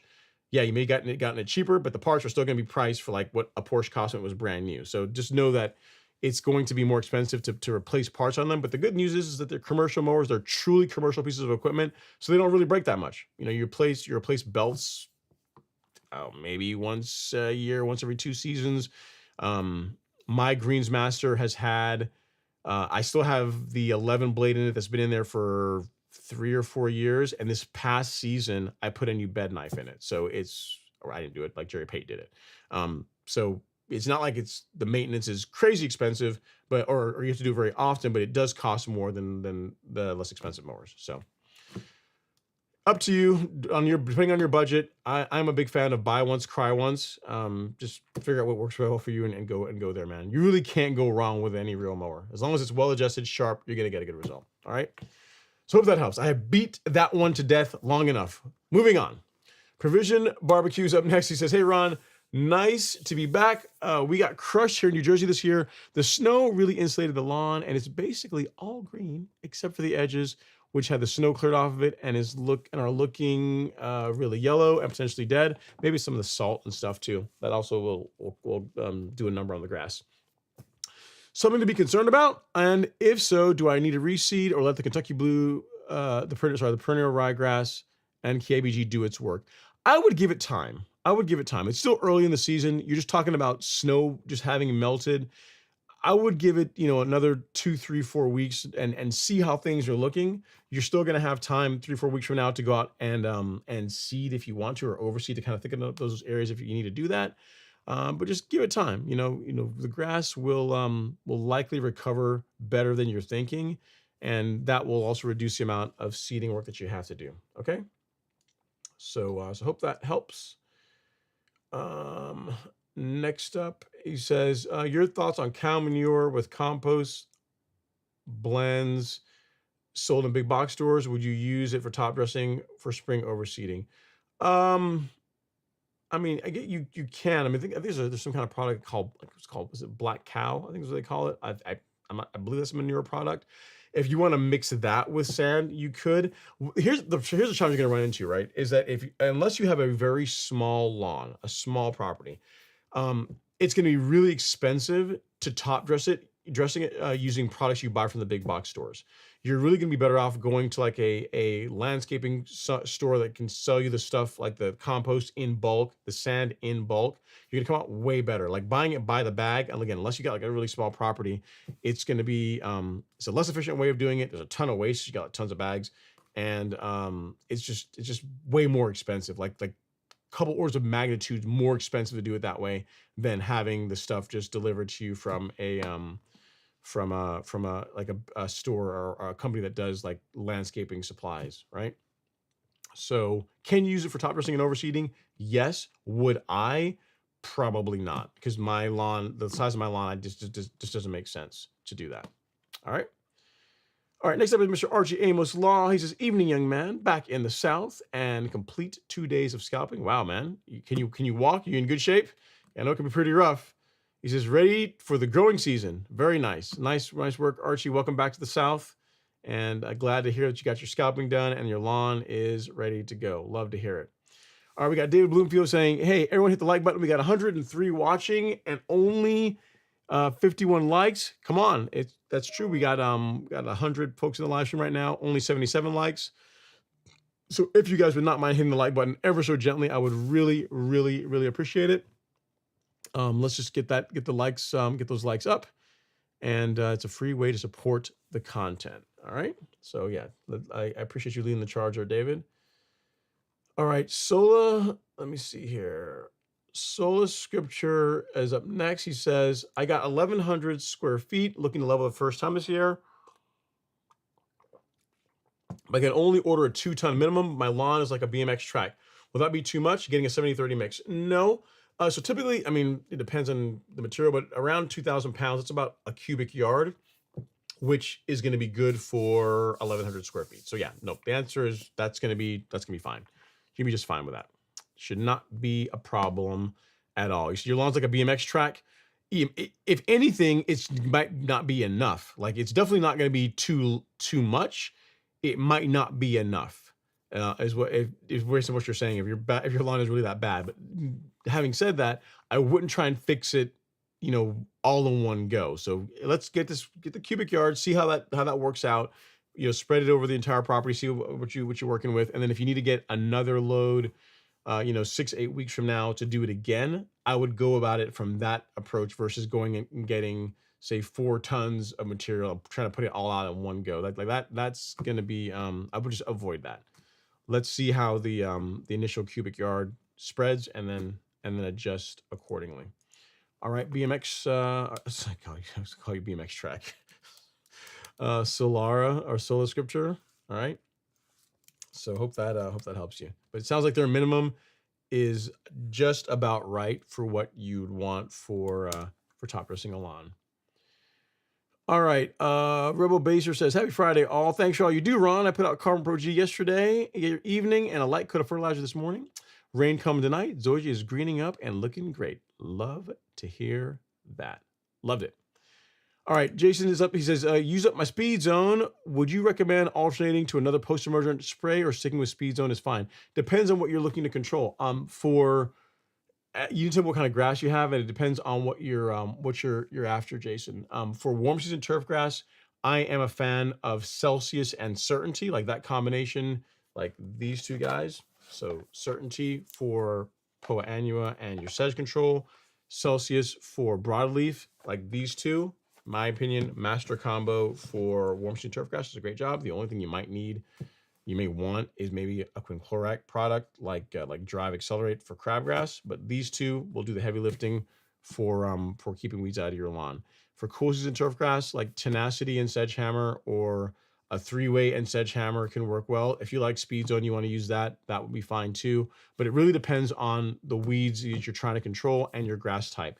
The reason why I like these so much is they don't have temperature restrictions. So you can use them now, you can use them in the summer, and they have a far, far less chance of causing injury to your lawn compared to some other options. If you look at the label for Speed Zone, it's probably going to say something along the lines of, hey, when it's 85 degrees, be careful, right? You're going to get some discoloration, or they'll just say just don't apply it then. Whereas with Celsius and Certainty, you really don't have those types of issues. So it's up to you. If you like Speed Zone, you want to stick with it, go for it. We got warm season turf grass. I would encourage you to look into Celsius or Certainty. I personally like them better. All right. Okay, next up is Juan. He says, Ron, if I add a 1/4 inch thick of layer of top dressing, is it okay to mix screen topsoil with 1 bag of carbonized PN? Yes. Am I overthinking that? No, not really. Thanks. P.S. The kids get crazy happy when you read our question. Priceless. That's awesome. Well, I am glad that you're enjoying it and that your kid is enjoying the live stream. Pretty cool. But no, yeah, if you want to put some carbonized PN in there, no problem at all with that, Juan. No issue. You're not overthinking it. It's not going to hurt anything. I guess that's your question. All right. All right. And then David Bloomfield says, LOL facts. Very cool. And then Wood 16 says, Is Celsius uncertainty the only thing to use to get rid of a wide variety of weeds, or is there something at Home Depot or Lowe's to kill a myriad of weeds without harming my Bermuda grass? Celsius uncertainty for a couple of reasons. One, they are less expensive to apply per application by far than what you're buying at the big box stores. So you may go out and you buy a bottle of like I don't know what's the orange bottle? Spectricide. Like that's a nice combination product, controls a lot of different weeds. But if you look at the cost of look at what it costs, and then if you do the math on it, it's way more expensive than using, a true professional product like Celsius or Certainty. So this is what I'd recommend. I don't typically recommend this stuff from the big box stores because of, for some of them, the active ingredients are the same. The concentrations tend to be higher in these, and again, just in general, you're paying a lot less per application than what you will get at the big box stores. So if you're asking me, for Bermuda grass, I'm gonna tell you, we can go for a drive really quickly. For Bermuda grass lawn, your jam is gonna be this. It's gonna be Celsius and Certainty. Like that combination is gonna be really good. The only thing that I might add to Celsius and Certainty, is if you've got a lot of crabgrass you're dealing with, then I would add Drive. I'd use Drive Accelerate. So really, these three, really between Celsius, Certainty, and a quinclorac product like Drive Accelerate, like you are going to be covered for like 90, 95, 99% of the weeds you're going to experience in a Bermuda lawn. And these two are not going to have, like Celsius and Certainty, aren't going to have any temperature restrictions. So that's a real reason why I like those. So that's what I would go with. If you want to go with something from Lowe's or Home Depot, you can, but there's nothing from there that I would really recommend. I would use Celsius, Certainty, and a quinclorac product if you got a big problem with crabgrass. All right. Okay. Next up is David Bloomfield. He says, Houston Xeon Zoysia scalped 3 weeks ago. With carbonized PNG and pre-emergent. Yesterday I put down 12-024, wondering if I can put down 005 CK stress before it rains a lot Saturday night. So is that like a kelp product? Yes, if you want to do that, you can. It's not gonna hurt anything, David. Yeah, if you want to put on a kelp product, assuming it's the product I think it is, that would be fine. And I don't think that's not us. We don't sell that. But I'm familiar with if it's a product I'm thinking about, it's a kelp product that has a little bit of potassium in it, and that would be okay. That would be similar to applying where is it? Not exactly the same, but it's along the lines, same ballpark as like Nutrizolve. So if you were to wrong one. I'm not Nutrizolve, Nutri-Kelp. So if you go to the Miramichi Green collection and you scroll down, you will find this. This is our Nutri-Kelp product. The nice thing about this is you're talking about 24% kelp. Excellent product. Like this would be fine as well. And I like this so much that whenever Miramichi years ago said, hey, Ron, if you want to put together like a combination, what do you want to put in it? And we did our carbon kit, which is here. You can see that in that is release 0 or release 901C, Nutri-Kelp, and then Biospectrum. So all three of what I think are the best liquid products that they make are packaged together in a kit that you can spray on your lawn as you see fit. So, answer your question, David. Go forth and spray. Enjoy. Have fun. No problem at all. All right. Next up, we have Q Will. He said, good evening, Ron. My new Revolution 26 arrived in January, and the True Cut is now designated backup. Let's go. I get it, man. I mean, they're different universes. You can't really compare the True Cut. I like my True Cut when I had it. It's not a bad mower, but the Revolution is a completely different level, in my opinion, than the True Cut. A nice groove front roller, better balance, rear drum, so just the stripes can be better. No hot spots in the lawn from like the 2 wheels the True Cut does. Just overall, just a better mower, which it should be, right? Because you're talking about a mower. The True Cut was designed when, like 70s, 80s. That's how far back those mowers go. You look at like the Revolution, like the last 3-4 years, right? So it should be better, and it is. Okay, next up we have Jason. You said you have fescue. What was your question earlier? Oh, well, I would use Speed Zone. Yeah, so Speed Zone can work. A 3-way, like Triad, can work. And again, if the weeds that you're dealing with in your lawn speed zone has worked well for you, then just continue using that.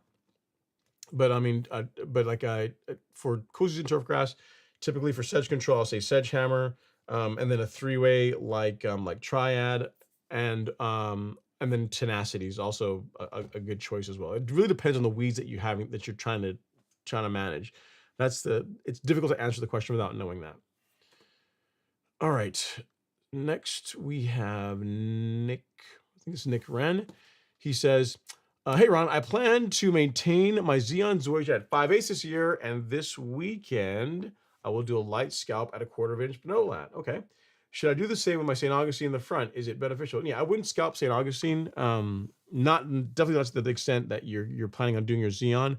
But Bermuda, Zoysia, yes. St. Augustine, not so much. You're gonna stress it. I mean, it's a grass that likes to be mowed a bit taller, so I would not do that. But your Zoysia will be just fine with your plan. All right, James Luke is up next. He says, very true. Mine was seeded last year, and weeds swarmed me while the Yukon was establishing. But because I was real mowing every other day, sometimes every day, which I mean, may have to get you in a group for that, James. But hey, you're in a safe space here. It made me look smart. Yeah, I mean, mowing fixes so many things. Like regular mowing does a lot because again, regular mowing stimulates growth. Like stimulated growth creates a nice thick stand of turf grass, which is one of the best defenses for having weeds in your lawn. Like if your lawn is really nice and thick, it makes it really difficult for weeds to come in. Lawns that are bare and patchy, weeds love that. But lawns that are really thick, weeds are like, too hard. I'll go over to this lawn where they don't take care of their lawn. Much easier. All right. Jose says, which fungicide will go well with Acelepryn? Headway G or Acelepryn G? So the way I answer this question, Jose, is are you a liquid guy or are you a granular guy? So if you go to our fungicide insecticide section, if you're a granular guy, you would do Acelepryn G and Headway G because these are both granular, both great. The nice thing about both Pillar SC and Headway G is they both have dual modes of action. There's 2 fungicides in the product. They're both it's a group 3 and 11 fungicides in both of them, right? So like Headway G is azoxystrobin and propiconazole, and Pillar SC is pyraclostrobin and tritaconazole. So they're both dual action products, which is why they're superior to like to Caravan, because Caravan is just azoxystrobin. So for fungicide, what I would tell you is which way to go is if you're doing liquids, Acelepryn SC and Pillar SC. If you're doing granular, Acelepryn G and Headway G. Either of those combinations will be just fine. You can even mix and match if you want. If you're someone that says, hey, you know what, I want like more coverage out of my fungicides, then I'm going to do Pillar SC and Acelepryn G. That can also work well too. It doesn't really, you can mix and match however you want, but it's an Acelepryn product, and then one of the fungicides is the way you're going to want to go. All right. So hope that helps, Jose. And that I like that better. And here's why I also prefer that. Not that there's anything wrong with doing Caravan. Why I like this better as well too, right? Is that for controlling grubs, getting your insecticide out a bit earlier, like in late March, early April, I'm a fan of doing that. That's a bit early, unless you've got a disease, history of disease in your lawn. That's a bit early for your fungicide app. Unless you've got a history of disease, then sure, that's okay.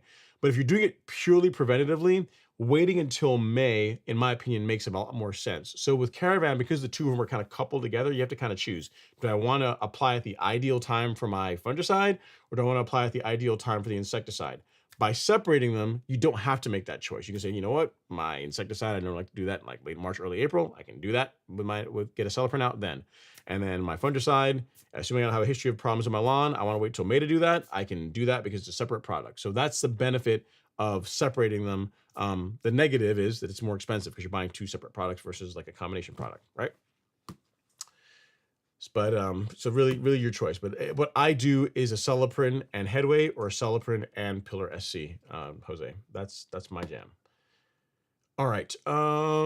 Julius Elias, he says, with Fertilizer 12024, do you know of a cheaper one I can use, like Scotch or something else? Because my soil says to use the 12024. Not really. Again, like the fertilizers that we sell and the Scotch fertilizers are not the same thing. They're apples and oranges. So I'm not really familiar with the with their offerings, with Scott's offerings. I don't look at their catalog. So no, I don't have a recommendation for you. It's either you can use something from Scott's if you want to, or something from the big box stores. But as far as if you're asking me what can you buy, what can I recommend to you from Scott's that is similar or the same as the 12-0-24, I can't, because they are not the same.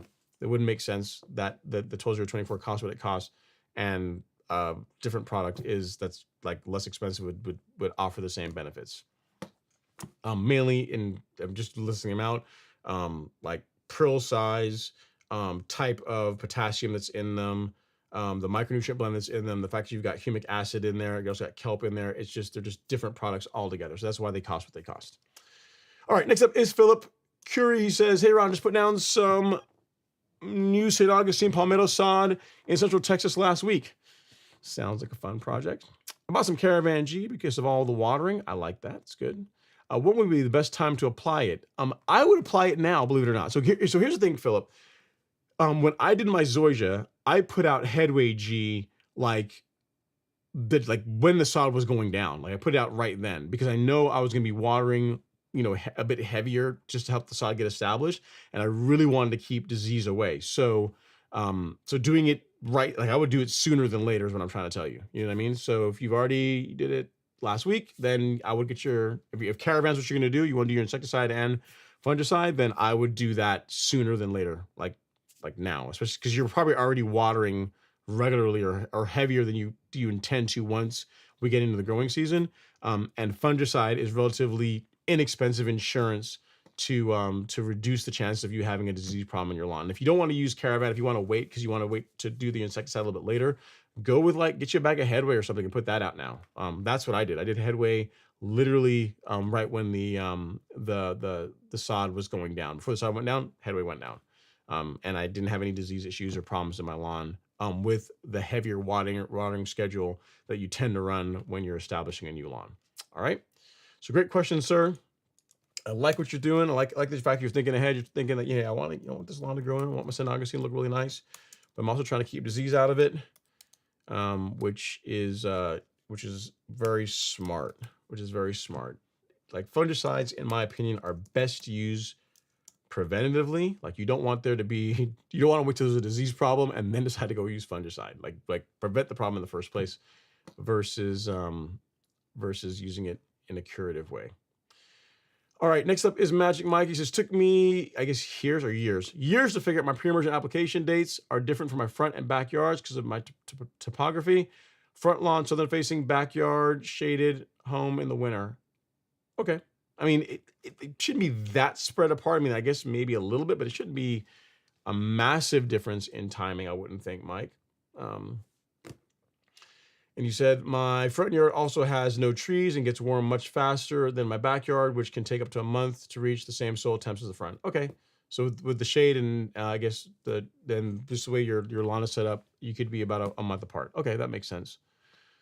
And then Jose says, the only granular I have is the Dimension. Okay, so if you prefer liquids, go Pillar SC and Acelepryn SC. That would be a good way to go. And I guess one positive, I didn't really mention this, but as far as a positive of going with the liquid options versus granular is that you tend to have a tighter control or easier control over the application rate when you go liquid. And if you're going to spray or any other products along with it, then you can do that with liquid, whereas with granular, you can't really mix other products and apply them at the same time. Like if you look at the rate card for Acelepryn SC, it's pretty broad. Like if all you're doing, say, is you're trying to control armyworms, like the rate goes really low, like as low as like 0.05 ounces per thousand. And if you're trying to go after something like grubs or annual bluegrass weevils, then the rate goes up higher. So that's why if you look at the guidance that we supply, we say 0.20 ounces per thousand. That's going to cover pretty much everything, and that's going to give you enough. It's going to leave enough on your annual limit that you can apply it in late March, early April, and then again in August. But the cool thing about it, again, Acelepryn SC is if you only had just armyworms, you had like you messed up and you had like they're munching up your lawn, and all you want to do is take care of armyworms, you could back the rate down, use less product, and still get a really good result. So there is that. I mean, but again, there's the negatives of liquids is you got to be able to do basic math. You have to have a sprayer and all this kind of stuff. So it really depends on you. If you are fine with liquids, the cost per application with liquids tends to be less, and you tend to have tighter control over the rates with liquids. And if you want to mix products with it, that is easier to do when you're spraying liquids versus using granular. So it just really depends on you. But applied properly, you're gonna get a good result with any of them. It's not like one is really superior. It just really depends on your preference as well. All right. Next up, I guess our last comment of the evening looks like Mr. Andre Taylor is under the chat. He says, "What's up, Ron? Happy Friday. Lawn is starting to green up already. Yours is? Mine too. Want to see? Want to see? I'll show it one more time. We'll do one last time before the show ends.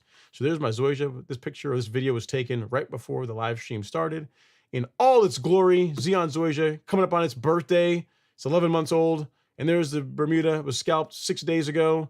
So it's lagging behind, but it's still coming through. Bermuda's like, you know, after it got cleaned up, it's waking up really nicely now, but just showing the difference between a lawn that was scalped 6 days ago, which is the Bermuda you're looking at now, and the zoysia, which was scalped 3 weeks ago. You see the difference in color and just overall color. This is awesome. Really big difference. All right. And our very last comment of the question is, comment of the evening is, thoughts on putting down fertilizer or carbonized PNG on the sod too soon? No. So whenever I did my my zoysia, and you can go back and look at the shorts and you'll see I documented all of this. When it was just bare dirt, I did Headway G, I did a heavy application of carbonized PNG, and I also did a fertilizer. I did the 14-7-14 because there's a little bit of phosphorus in there, and that just helps with root establishment. So I did fertilizer, I did a fungicide, and I did a granular biostimulant all before the sod even was put. Like literally the day before, like it was just bare dirt. All that stuff went down, and the sod got bloop, laid on top of it, and it rooted in nicely, gloriously. Came in really nice. So to answer your question, no, it's not too early. Definitely not for carbonized PNG. For fertilizer, if no fertilizer was put on the new sod, a light application is not going to hurt anything. So again, carbonized PNG, absolutely no problem at all there. And fertilizer, again, be sensible, a light app. And then I'll be honest with you, Philip, the next best thing, now here's the thing, don't tell anybody else this because it's just you and me talking here, okay? One of the best hacks you can do on a newly sodded lawn is once the sod is tacked down, like it's like kind of rooting in, it's kind of found its way in the world, start mowing it. Like the sooner you can start mowing it, it's going to establish and really come in really nicely. Like I put a real mower on my sod at 10, 12 days after it was put in, and I did a real mower no less, right? So because at 10, 12 days I was looking, I was like, ooh, there's new growth coming in. I can see some new fresh, new baby zoysia coming up, trying to grow and find its way in the world. Time to hack it off and then make it grow back again, and hack it off and make it grow back again. And next thing you knew, it established and came in really nicely. So outside of carbonized PNG, which yes, you should do that, and outside of a light fertilizer app, yes, you should also do that too, is mowing. Make sure your equipment's nice and sharp, and then get out there and start mowing it. That's going to do wonders for helping that new sod establish that much faster. All right. Next up is Magic Mike. He says, your backyard looks disproportionately larger than your neighbors. Are you on a corner lot? No, I'm not on a corner lot. And yes, it is a lot larger. The backyard is like 9,000 square feet. The front, yes, it's a lot bigger because of, it's a long story as to why, but no, I'm not on a corner lot. And yes, it is a lot larger. It's one, like my lawn is one of the bigger lawns in this section of the housing community that I'm in. There's also a community areas further up that has also really large lawns, but in my area, this is one of the larger lawns. Yes, that is true. Okay, next up is EcoZ92. He says, I bought a new house. It mainly has Bermuda, and what looks to be St. Augustine and tons of weeds. I've been doing post-emergence and dropped some prodiamine. Can I get a full Bermuda eventually? Yes, you can. You want to know a little trick? Again, you, me, and then the 100 folks that are on the live stream. So you got Bermuda, you got some St. Augustine in there, and you don't want the St. Augustine. So what you're going to do is this. Here's what you're going to do. You got your pre-emergent out. I like that. That's good. To get rid of the St. Augustine grass in your Bermuda lawn, you're going to go to the Golf Course Lawn Store, go to shop, go to weed killer, and you're going to scroll down and you're going to hit load more. and you're going to grab a bottle of this, of Drive Accelerate. What this is a herbicide that's largely labeled for controlling crabgrass. That's its claim to fame. That's what everyone pretty much primarily uses it for. Crabgrass, torpedo grass, that's what most people think about when they think about quinclorac. However, a side effect, a benefit of quinclorac is that Bermuda grass, zoysia grass tolerate it really well. Centipede and St. Augustine do not. So if you want to remove St. Augustine out of Bermuda selectively, you can use this. You can use a quinclorac product like Drive Accelerate to do it. So this would be good. And you said a ton of other weeds other than St. Augustine. What I might also tell you is get you a bottle of Celsius. So get a bottle of Celsius and Drive Accelerate, and that will put you in a pretty good spot for getting the Bermuda lawn under control. And what I'll do is I'll send you links to both. Here you go. So this is get rid of St. Aug in Bermuda. So that, and then for general weed cleanup, broadleaf weed cleanup, you can't go wrong with Celsius. Pretty awesome. And in both cases, when you're applying these ecos, use a surfactant with it. So broadleaf, where is it? Broadleaf control. There we go. And you're probably saying, what's a surfactant? I'm gonna get you that too. So we have a kit in both those cases. If you look for both Celsius and quinclorac, we have the product by itself, but they also have a kit that's available that has the product, the herbicide, surfactant, and dye. What you could do is for either Celsius or quinclorac, or for Drive, you could get the kit, and then for the other one, just buy just the product. So you got, say, like the Drive kit, which comes with Drive Accelerate, surfactant, and dye.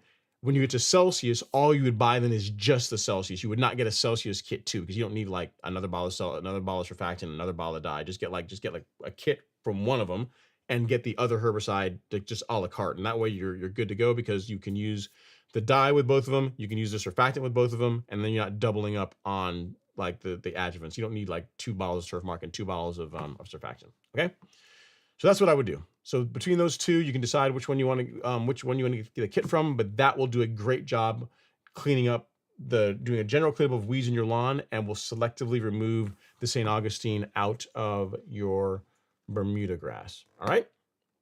So hope that helps, sir. Hope that helps. And the next up is James. Is Ron, you're awesome. Love your passion to share. Thanks, brother. Gonna go on your store and help. How can I? How I can. Awesome, yeah, man. If there's anything you can see in there that, I mean, again, we have a great selection of herbicides, pre-emergents, biostimulants, pretty much anything you need to care to a golf course lawn. And, it's a great collection of products. So, if we have what you need, by all means, get it from us. We really appreciate it. Call Soda says, does he read these chats? Yes, I just read your chat. See? And then next up, I think is going to be our last comment of the evening. He says, East Atlanta. He says, what up, Ron? Been a minute. How long does Celsius and Certainty need to sit before the rain? It needs to dry. What I like to tell folks, East Atlanta, is if you can spray, like say today, and then it's not going to rain until the following day, that's ideal. But really, 4 hours before, especially if you're using surfactant with it, it'll become rain fast. But the longer the better. So if you can spray today, it's going to rain tomorrow. Especially if you're using surfactant along with it, that's going to be just fine. Okay. So great question. And then Eco says, awesome. Thanks. Celsius is what I've put down for post. Good. So then just grab yourself a bottle of Drive Accelerated quinclorac, and again get the spreader sticker, get the surfactant along with it. If you're using Celsius, you should be using this with Celsius as well too. It's going to help it to work better. All right. Well, cool, guys, gals. I think that's all we have for this evening. Looks like you guys have got me all talked out. I don't have any other questions on here, so we will cue the outro music. As always, thank you guys so much for taking the time to come hang out with me for a little bit on a Friday night to talk about turfgrass. If you have not applied your pre-emergent, and especially if you're in the Southeast, I would highly encourage you to do that.